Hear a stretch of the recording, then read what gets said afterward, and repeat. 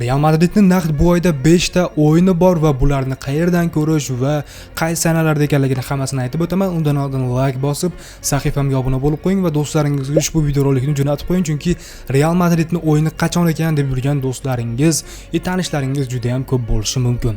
Demak, biz boshladik. Hop, birinchi o'yin 12-avgust kuni soat 23:00 da bo'lib o'tadi va ushbu o'yinni sahifamiz biosidagi Telegram kanalidan 100% jonli efirda ko'rishingiz mumkin, chunki hech qaysi o'zbek telekanallari olib bermaydi. Xo'p, qolgan o'yinlarni ham o'qib eshitiraman, videoni oxirigacha ko'ring. 16-avgust kuni Real Madrid o'ynaydi, 23-avgust kuni, ya'ni yakshanba kuni Espanyol bilan Real Madrid o'ynaydi.